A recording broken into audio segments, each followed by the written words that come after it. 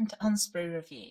My name's Violet Sun, and today I'm going to be taking a look at the Land Raider Proteus, a single vehicle kit by Games Workshop for the Horus Heresy. This is a new take on a very classic model. In fact, the second plastic vehicle kit Games Workshop ever created, and released just a month after the first kit, the original Rhino. I'm lucky enough to actually own one of the original Land Raiders. Still working on repairing it and sort of refurbishing it. And I'm not going to refer to it too much in this video. Although the essence of the model is very much the same, I think once we've taken a good look at the new one, you'll agree that in the nearly 34 years between the two, quite a lot's changed. So let's kick things off as we usually do by taking a good look at the box art. This box, as we've seen with many of the Horus Heresy vehicle kits, has a nicely photoshopped image of a studio miniature of the kit with some ruins and smoke and flames and a few little infantry on the side just to add some flavour and make it look like it's part of an army. And on top of that, we've got the Horus Heresy logo, number of miniatures, which army it's for and what model it is, and a Warhammer logo, the standard fare for Games Workshop releases.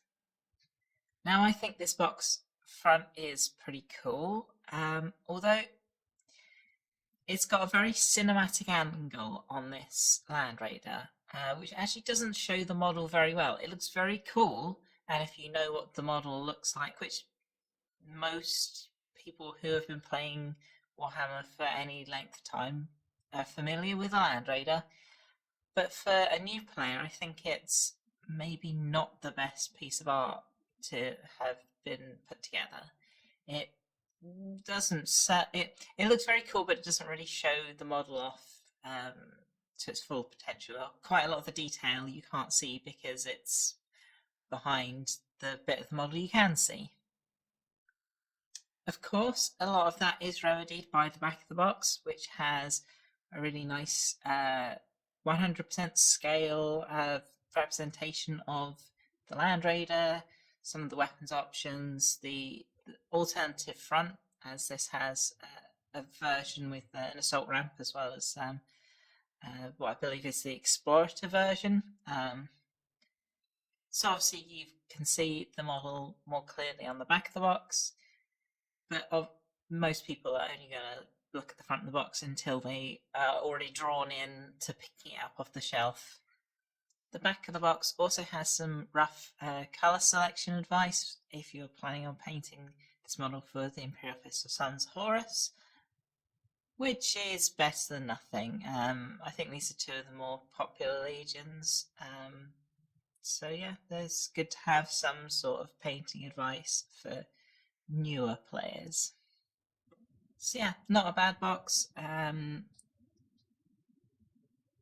than my slight gripe about maybe it being an odd angle to take a picture of the Land Raider at. Yeah, it's very nice. I like the styling of the Horus Heresy boxes a lot. So with that little bit of analysis complete, let's have a look at what you get inside the box. Now normally I would cut to a picture of all these sprues stacked up, but I want to show them in the cardboard sleeve that comes inside because it is chock full of plastic. You get a lot of sprues in this kit. It's a bit of a monster. But of course we do have to take the sprues out of the box to take a look at them properly. Let's just do a little rundown of what's in the box. Got a nice set of transfers if you're playing Imperial Fists or Sons of Horus. The instructions, I'm going to go through these in a second. And then this huge pile of sprues. We have the hatch sprue. I've taken a look at this a couple of times already. If you want a more in-depth look at this sprue in particular, I'm going to recommend my Land Raider Spartan video, which I'll put a little link to in the top corner. Quite a few of the sprues in this kit are identical to the Land Raider Spartan, which I did did kind of guess correctly in that video, but I will actually take a look at most of the sprues in kind of the context of this kit as well. The Sponson last cannon sprue is exactly the same as the Land Raider Spartan as well. This big main hull sprue and track sprue, again, exactly the same as the Land Raider Spartan. This big sprue with all of the hull sides, the kind of front and rear, that's the exact same sprue as came in the Land Raider Spartan kit. And then we come to this sprue, which actually has the sponsor mounts and the hull doors and the front and a bit of the engine compartment.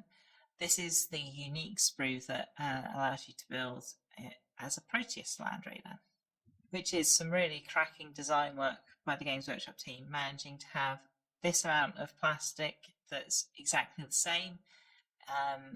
Most definitely saved them a buck, and I hope that some of that cost savings is passed on to the customer. These new kits do seem fairly well priced, so maybe it has been. Obviously, the savings come in only having to have made one new sprue for this kit. So the molds for plastic injection models are extremely expensive, and having a bunch of this model's sprues being the same as the Land Raider Spartan means that cost is kind of divided between the two kits. So they don't have to make as much money to make back the initial investment in all the molds. I'm going to put this to one side and go and grab the instructions. Let's have a little read through those together first. Got a nice big booklet of instructions. Front page is just suggested tools and warnings and just explanations of some of the symbols. Well, note that this still has the older style tools. Games Workshop have updated their tool line, and these images are now not the tools they sell.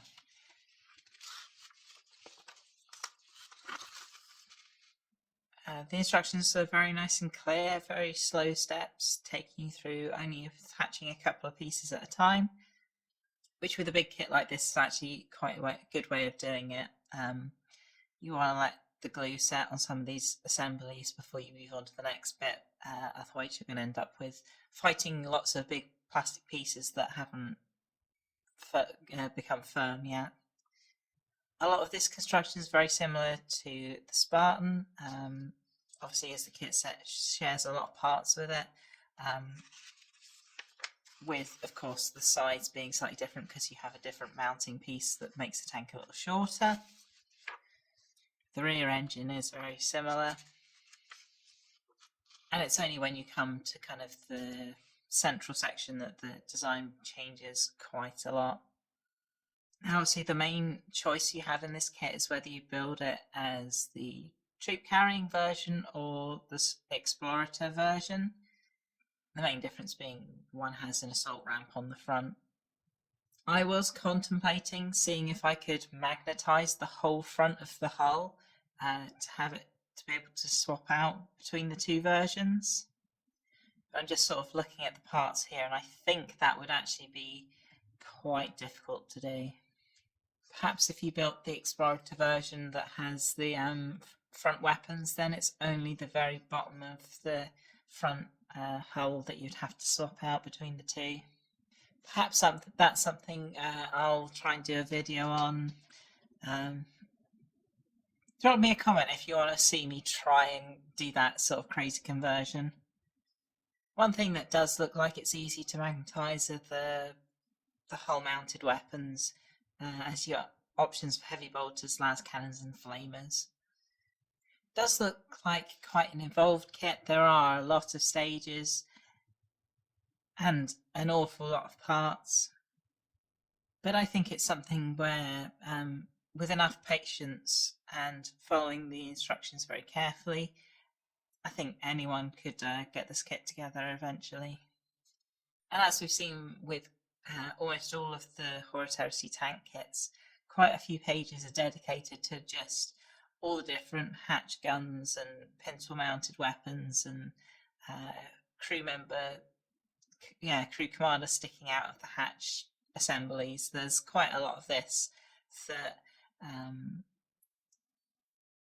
I mean, they're added extras. You don't have to actually use any of these weapons. You can just put a plain hatch on the top of the vehicle, and it would definitely save you a little bit of time.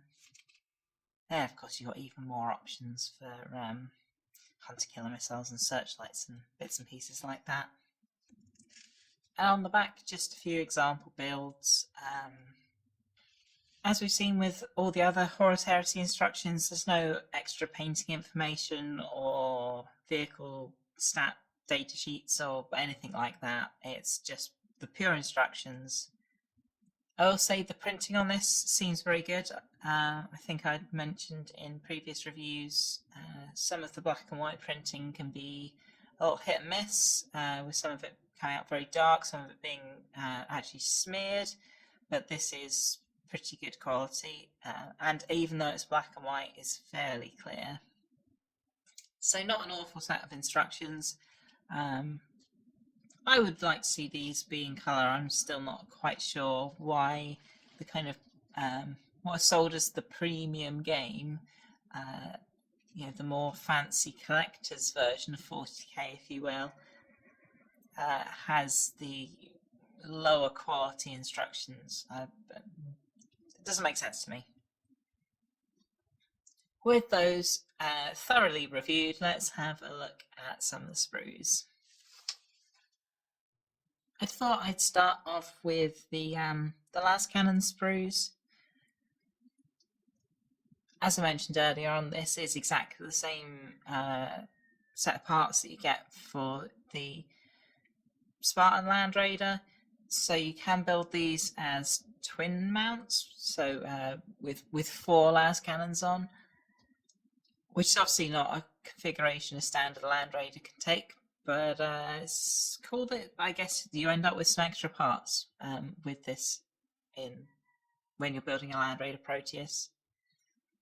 And side by side, you can really see some of the design cues that have been taken from the original Land Raider, kind of these little round pieces, the overall design, and some of the details have been very closely imitated, but made a lot sharper, and just so much extra detail in modern kit compared to one from the late 80s.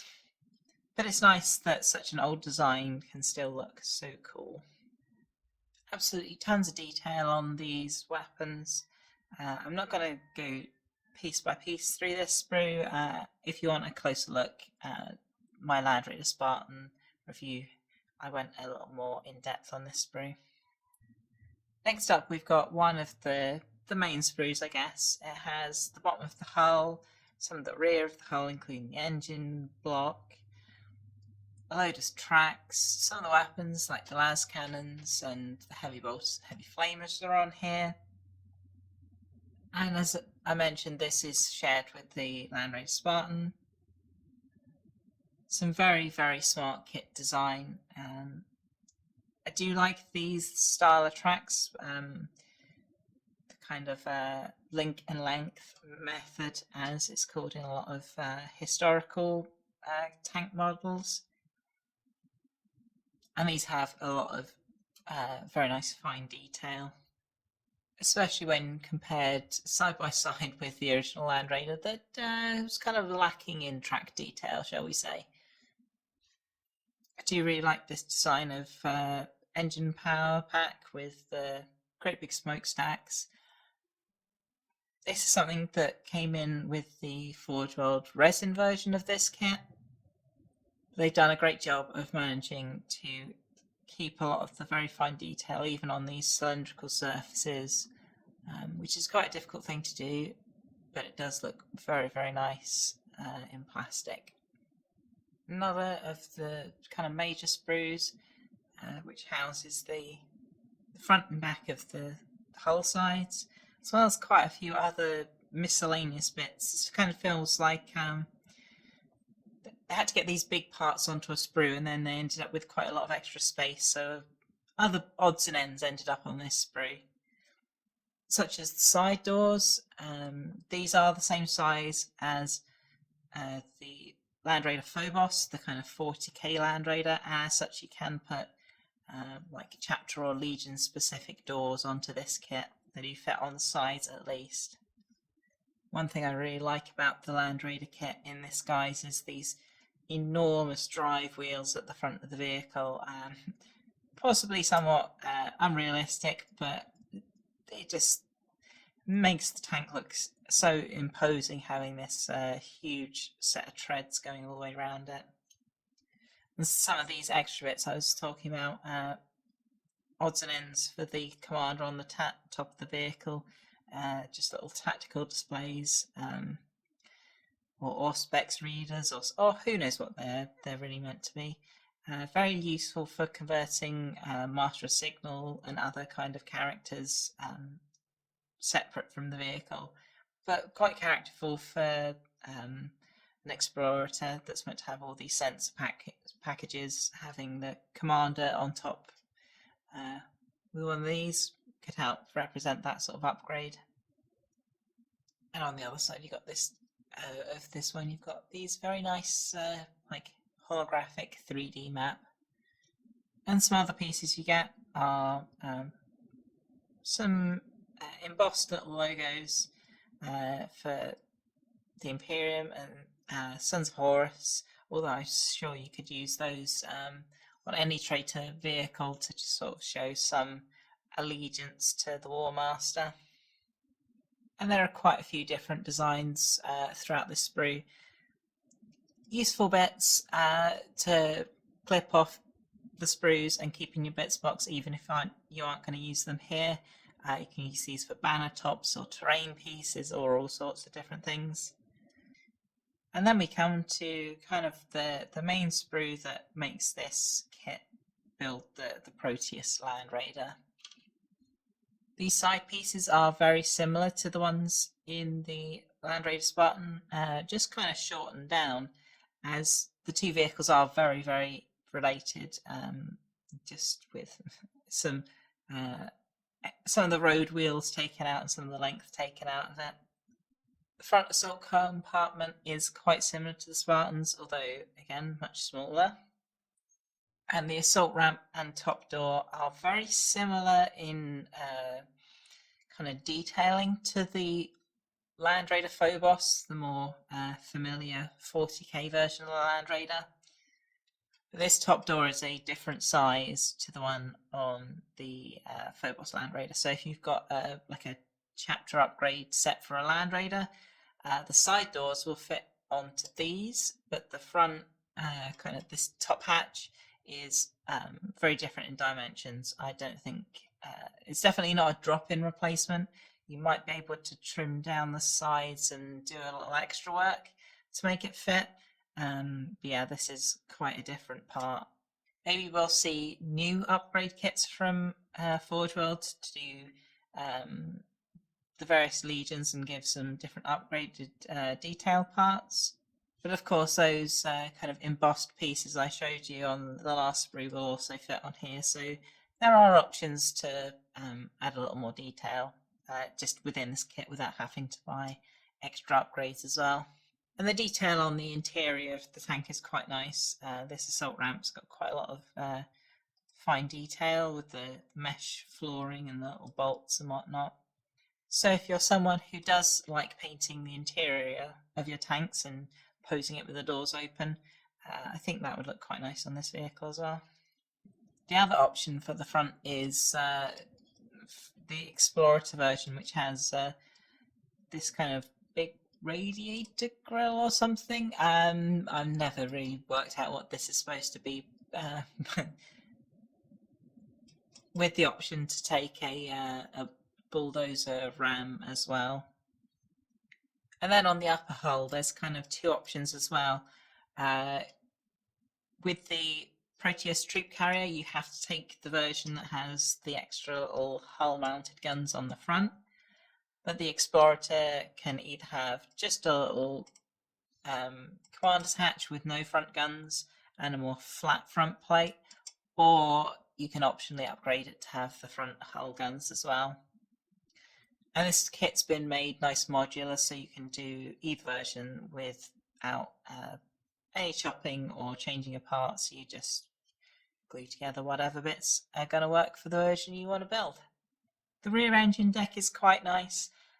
It's a little plain in some ways. I kind of feel like it's missing a couple of rivets from here and there, and just feels like it could have done with an extra detail somewhere. Perhaps some kind of antenna base or something to mimic the original Land Raider. But I'm sure it'll look fine on the whole kit. It's just in isolation, this part seems a little flat in places.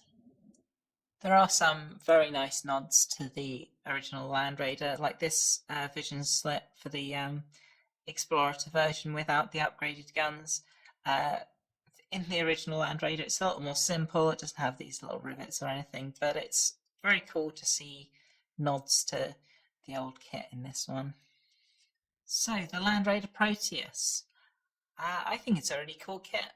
The technical achievement of managing to have this and the Spartan be almost exactly the same kit with only one sprue changed is really impressive.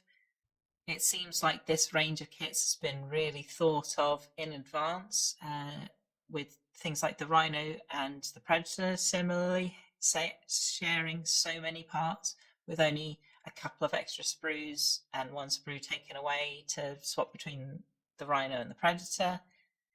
This makes me really hopeful for future versions of these kits as well. For instance, there are other variations on the Land Raider Proteus with armoured sponsons rather than these open kinds, so maybe we'll get a plastic kit or a resin upgrade kit for this that will change those and have another variant. And there are a couple of different versions of the Spartan as well. The Typhon with its big siege cannon, and I think it's the Cerberus that has like a big anti-tank, anti-titan gun instead of the troop compartment. And obviously all of these are available in resin already, but the Forge World big resin vehicle kits are expensive, and they're actually quite difficult to build, especially compared to these new plastic kits. The new Rhino and Predator, I've built those already, and they were an absolute breeze, even compared to the older Rhino and Predator kits in plastic.